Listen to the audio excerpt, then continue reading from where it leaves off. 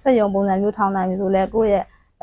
လိုပဲဘဝတူမတန်ဆွမ်းနေဘူးလဲအဲ့လိုအလုပ်ကိုင်းနေအခွင့်အရေးတွေပေးလို့ရတယ်ပေါ့နော်ကိုမိသားစုအတွက်လည်း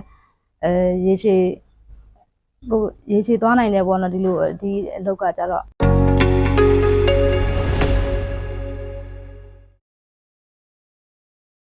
ဒီမှာကကိုယ်ငါမတန်ဆွမ်းသူတယောက်ဖြစ်ပါတယ်ဒီမှာမိသားစုကတော့6ယောက်ရှိရဲ့ချင်းဒီမှာကဒုတိယမြောက်သမီးပေါ့ဒီမှာကအိမ်အောင်ရှိပါတယ်အလုပ်ကိုင်းကတော့ဆက်ချုပ်တဲ့လုပ်ကိုလုပ်ပါတယ်ညီမတွေကတော့သူတို့အိမ်အောင်နဲ့သူတို့ပေါ့နော်ဒီမှာကတော့မိဘနဲ့နေတယ်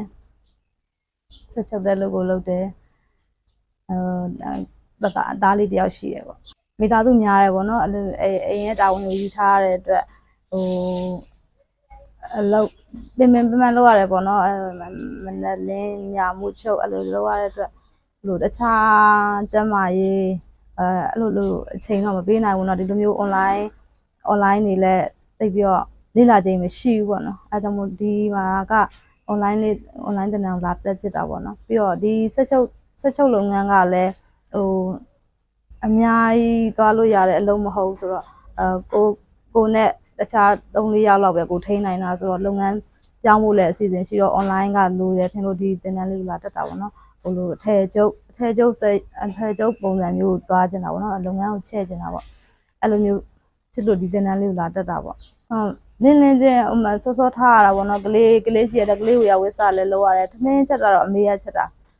ကျောင်းကြိုကျောင်းဖို့ကလေးကျောင်းကြိုကျောင်းဖို့ပြီးမှအလုပ်လုပ်ရတာပေါ့အလုပ်လုပ်တနေ့ကုန်လုပ်ကျောင်းကြိုတဲ့ချိန်ကြိုညပိုင်း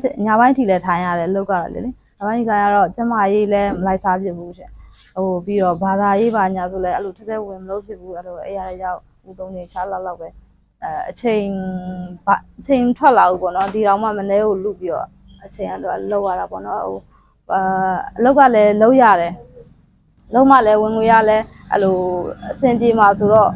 ဒီတိုင်းလုံးဖြစ်သွားတာပေါ့နော်အဲ့လိုမနေ့လင်းညာမှုချုပ်ဘာမှ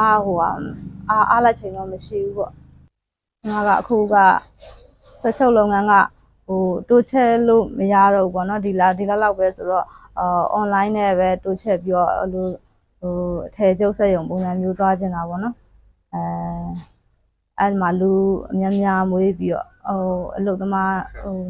များခံပြီးပေါ့နော်ကိုကစက်ရုံပုံစံမျိုးထောင်နိုင်ပြီဆိုလဲကိုယ့်ရဲ့လိုပဲဘဝတူမတန်ဆွမ်းနေဘူးလဲအဲ့လိုအလုပ်ကိုင်းနေအခွင့်အရေးတွေပေးလို့ရတယ်ပေါ့နော်ရေရှည်သွားနိုင်တယ်ပေါ့နော်ဒီအလုပ်ကကြတော့တက်ချုပ်လုပ်ကကြတော့အချိန်